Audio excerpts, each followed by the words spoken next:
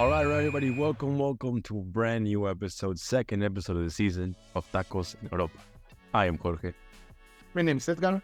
And we're going to talk about the amazing week that we had with all the Mexican players that played this week. It was an insane week of only 3 players. 4 if you want to count what I off the bench. But we're going to talk about it anyway. We're going to have a good time doing it. What do you think? It's going to be good? I think it's going to be pretty clear how much the Gold Cup kicked our ass. Even though we won it, we just stole 1 month from our players, from our best players. So we're gonna see the effects of that choice in the next weeks because not very a lot of these guys are being overly rested. Not overly rested because it's needed. You know, they need a little bit of a break since the Gold Cup. But right now, we literally only had 3 players actually start, and then 1 come off the bench. That's total of 4 players. One of them that played didn't go to the Gold Cup, and the other 2 were given faith because Johan Vasquez, we'll talk about him right now, but he had a little bit of a weird situation there. But let's go ahead and start in the Premier League, like we thought we weren't going to do, with Fulham and Raúl Jimenez, who actually played 58 minutes starting off in the starting 11, man. How did you see Jimenez in this game today? It was fine. It's a continuation of what we have been seeing with him on Wolves, even though Fulham seems to be working a little bit better than Wolves. The thing is, the ball is not reaching him on the box. Yeah. You know, he had one great shot on that hit the bar, but other than that, he didn't have chances in front of the box. So yeah, it's gonna be the same thing with Mexico and Wolverhampton. Literally, just before he was subbed off, he was able to get that 1 shot off. It hit the post unluckily, but it was a pretty good shot. It was a pretty good look, if I'm being honest with you. Other than that, I saw him, doing his thing as always, coming down to the midfield, trying to help in the build-up, which he did pretty well. He did kill a couple of plays, though, so it was like a 50-50. But there was a couple times that I saw him come down to the midfield, go up with the ball, and then when there was someone across, he wasn't in the box because he was coming down to help. So it was that same problem that we would see in Wolves, that there was nobody in the box at the end of the day.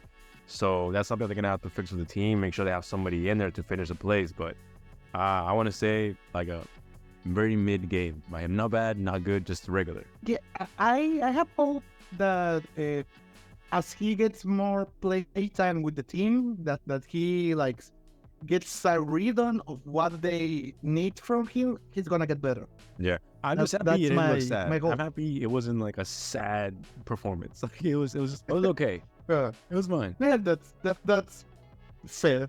Yeah. We also have Edson Alvarez in West Ham, who did not play yet because he still has to rest. A couple people in Spain, like Tecatito, who also wasn't in the game. And then we see Andrés Guardado with Real Betis, who comes in to play 10 minutes in the game to seal a 2-1 victory, pretty much. Nothing too impressive by him today. He was involved in the goal. He gave the pass before the goal. Okay, yeah, you saw that game. I honestly didn't watch that one.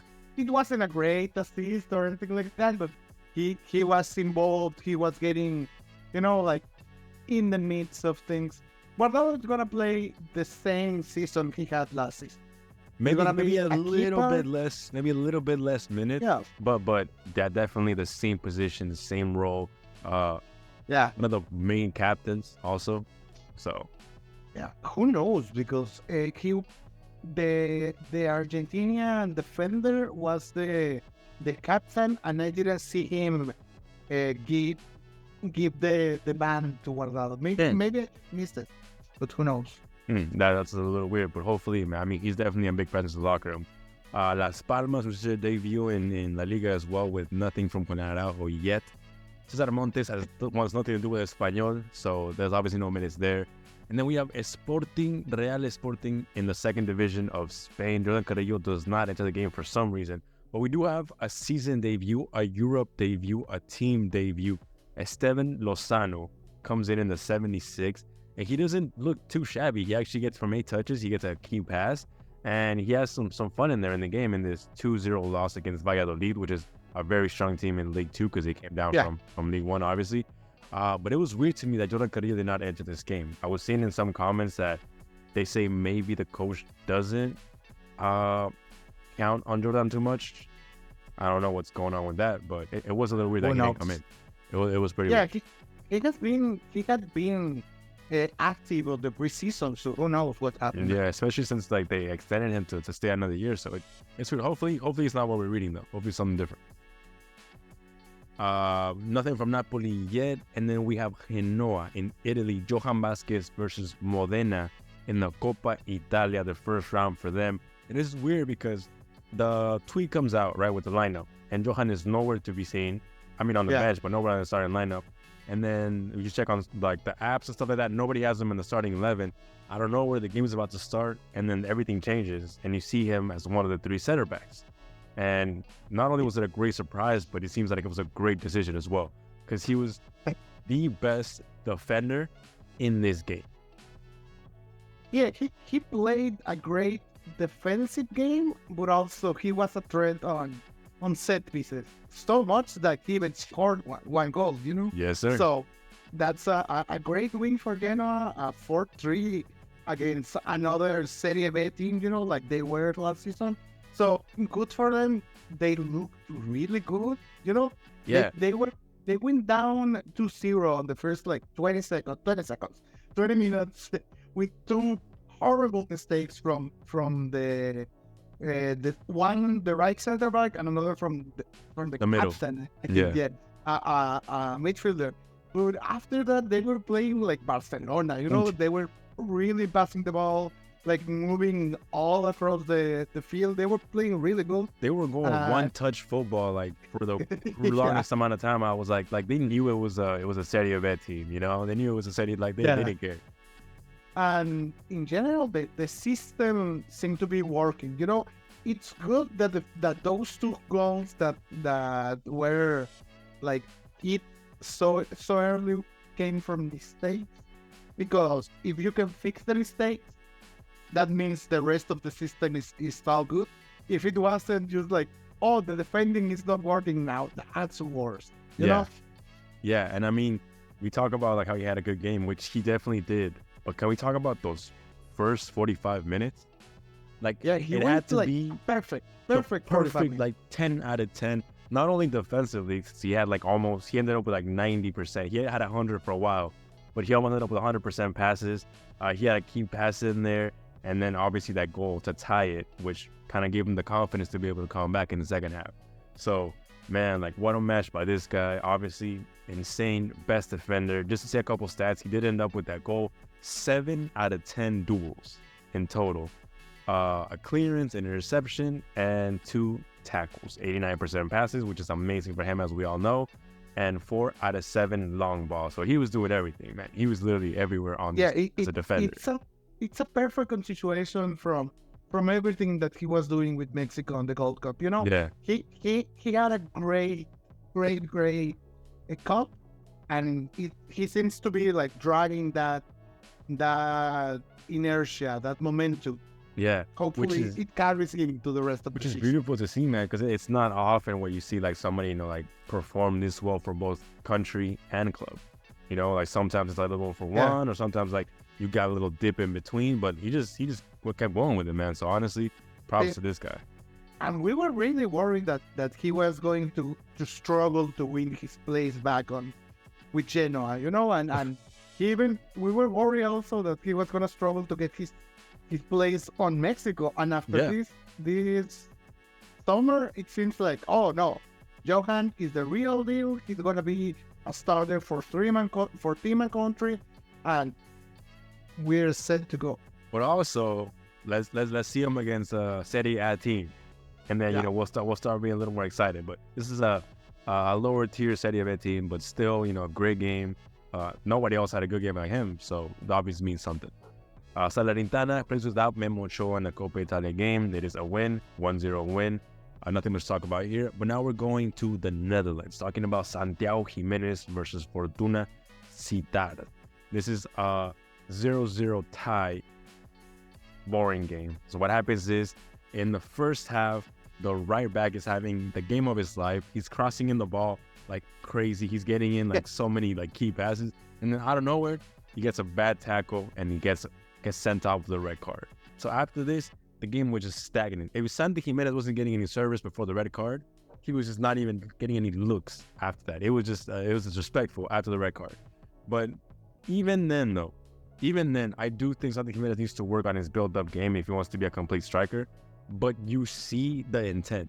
Like, you really see the way he's trying to work on that. Because without Koksu and without a lot of the players that were there last year, he's going to need to step up. And you can tell that he's trying to do that. Yeah, we have to wait. Again, he almost didn't have a preseason with Feyenoord. So we have to wait to see what Arden Slot is cooking. You know, like, we need to see what's the intent of the team now that they have lost some key players. But and did you see that mistake, that MLS defending that they had almost a goal with the keeper playing almost on the midfield from Feyenoord? Did you see it?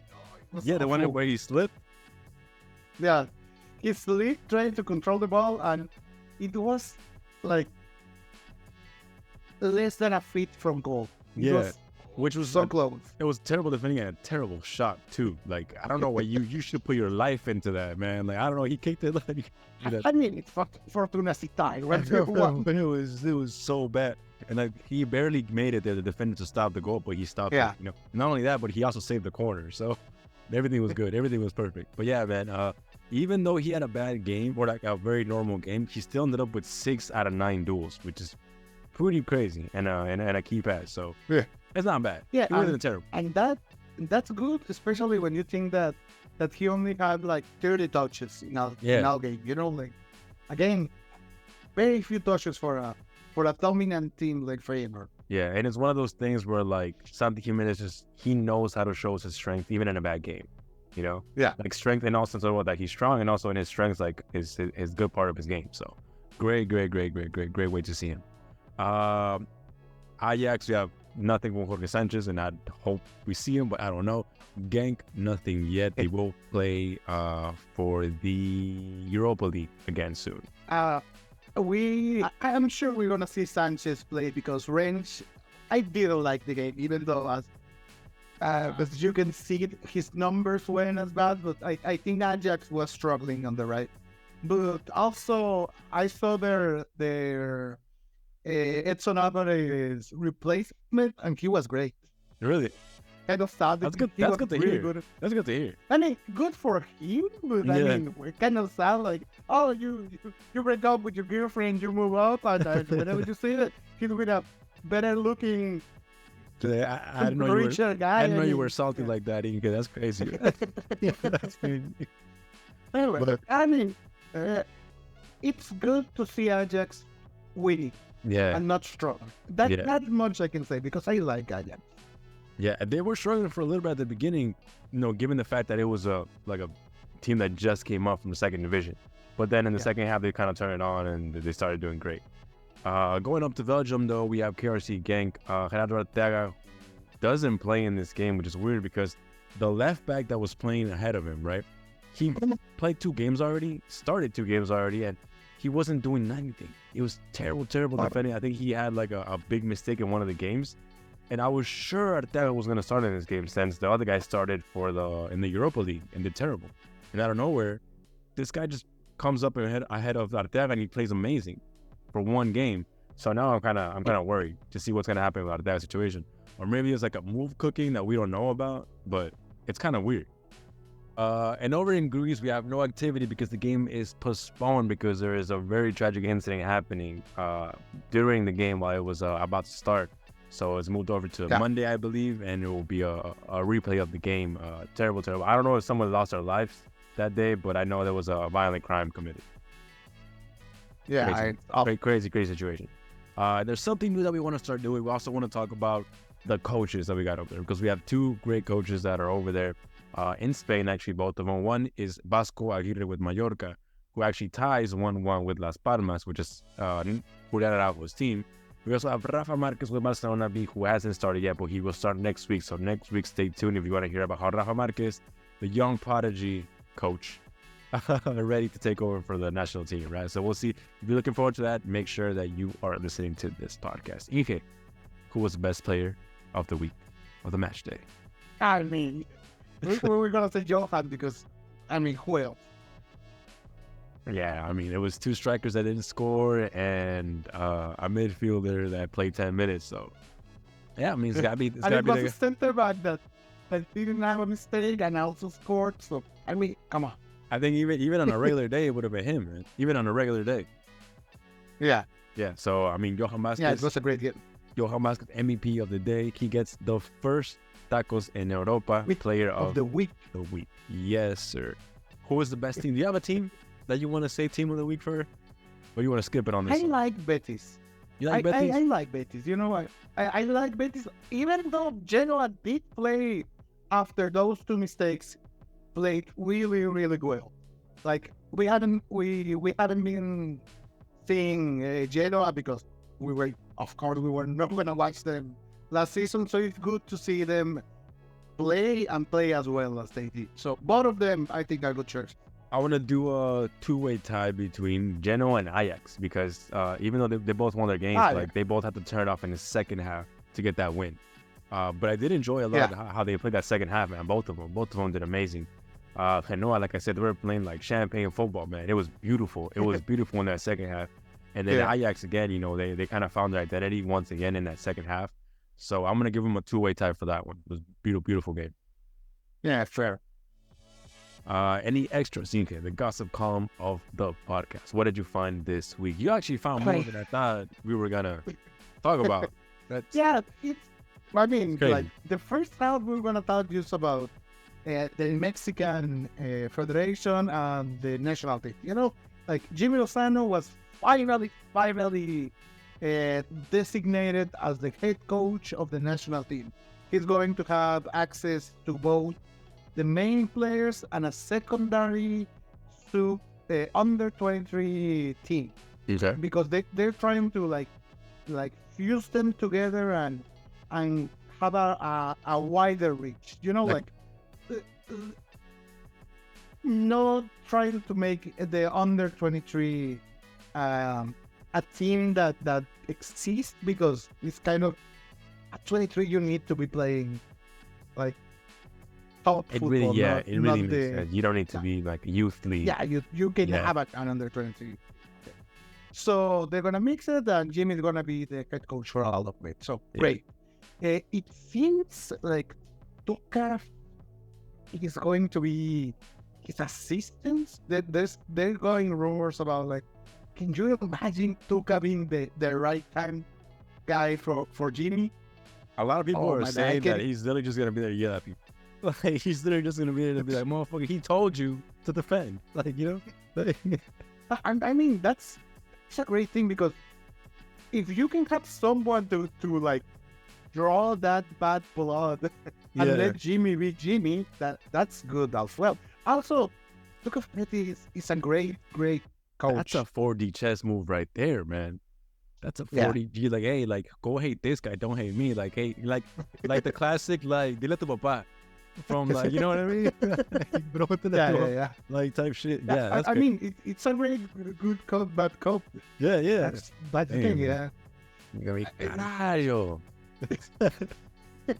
I will really like him, because I like to, even though I may not love his system when he coaches a team, but if he's an assistant, it will work. Yeah, I know you have a soft spot for him. Yeah. Now, talking about great old coaches, what the fuck happened with the Mexican Federation and La Volpe, man? He went like yesterday from that. I don't know if it was Saturday or Friday, in an interview with Today, and he was saying like, they're saying I'm part of this expert council, and I don't know shit about it. And the federation is like, oh no. He said he didn't want to be part of it, and it didn't last a week. Disaster. Without giving disaster for the Like, Federation. Bomba literally just gave a conference like 2 seconds ago. Yeah, no, it wasn't. It wasn't Bomba. It was the other guy. But the one a couple weeks ago. Yeah, the one a couple weeks ago where it was actually Bomba, and he was like, "Oh, we're gonna have this, and we're gonna have a good." Like, dude, come on, bro. Like, give him a. My thing is like La Volpe. Like, why are you airing out the laundry like that, bro? Like, call them, be like, "Hey, what are we doing?" Like, no, he just said in an interview, like, they didn't tell me shit. Like, come on, man. I mean, when you're that old, you can do whatever the fuck you want. Yeah, man. He's tired of this shit, man. He's tired. I mean, I thought we were gonna be better run than this, like we'll see, a little bit, step by step. And then moving away from this sadness, now talking about players and their transfers, it seems like Almeria will try this. Almeria is a La Liga team that just ascended from La Liga 2. It's gonna offer like 8 million euros for Cesar Monte. Yeah. Espanyol said they were waiting for 10, so maybe in the middle of it. How much did they buy it for? Do you remember? I don't remember, but it was less than it. Okay. Hopefully it works because, I mean, we need Cesar Montes playing like top football. First division, yeah. Preferably La Liga. We need him. And it seems to be that Jesus Corona, el Tecatito, is going to be going to Monterrey. Mm-hmm. I mean, they almost closed the I hope not. decision. And the thing is, I don't like it, but it's going to happen. And now, talking about Sevilla's weird money situation, there seems to be a rumor going around that Irving Lozano is going to Sevilla. How? I don't know. Maybe they're going to buy him for the all money that Monterrey is going to give. Because, I mean, Sevilla doesn't have money. I think the players are going to, like, on bicycles to the games. They're because selling they don't have everything. Dude, I saw them like at the end of the game, like they were literally stripping them everything. They were selling the socks, they were selling the shorts, they were selling the ball, they were selling everything, bro. They're selling everything to the fans. Sevilla doesn't have money for this, so I don't know how. But it's a gossip, so yeah. And then now talking about Mexican teams bringing players from Europe, Sergio Ramos to America. Imagine that one, bro. You think about it. Yeah. I mean, he will be the best paid player on the league. I don't know, man. I know America needs defenders, but I think rather they invest on their youth and like push Juarez to be a starter with next to Reyes. But also it'd be kind of. I mean, you can say no to it'd be kind of cool. Yeah. Who knows? I don't know what the hell is going on. And finally, just to close this in the saddest of news, the League's Cup continues, but so ends the ballad of Querétaro. It will play forever, and their way. They were kicked out. I mean, they turned it on in the second half too. Like, I think they turned it on in the second half. I think the first half was a little lower tier, but the way they played the second half, I think they should have kind of gotten that a second goal or something. They should have gone to penalties, and I don't know, out of nowhere they gave like 12 minutes of extra time. So I don't know. I didn't. Okay, like it. No, I'm gonna have to be honest here, man. I'm sorry, but the minutes thing has been happening the whole tournament. And they had already said it before. Yes, they established it before that, 2 minutes for this, 2 minutes for that. So, like, the time I get it. What I don't get is the call. I think it was the right call. But I just don't understand why they couldn't check it. You know what I mean? Because they're saying, they can't check unless it's clear and obvious. But they checked Americas. So, like, why are we picking and choosing? They say and null. America's goal. It's just I don't understand why we got to pick and choose right here. Like, it's either clear and obvious that you don't check, or you check them all. Like, you can't just I don't like it. I mean, I was really romantic on Querétaro going all the way. I just wanted to see Messi playing against this all are not skilled Querétaro players. It's suffering. We'll see, but now I have to So wait anyway. to play against Monterrey if they make it so final. But all right, man. I think that's all the time we have for today. Ending on a sad note, but it is what it is, man. We'll see you guys next week. Remember, you can listen to us on any podcast platform. You can follow us on all social media and listen to us on YouTube. Make sure you like, subscribe, follow, give us a review, comment. Let us know what you think about the episode. If you want to hear about something in particular, we will talk about it next episode. Just let us know in the comments. All right, guys. See you guys next week. I am Jorge. With him said that, You guys have a great rest of your week. we're out.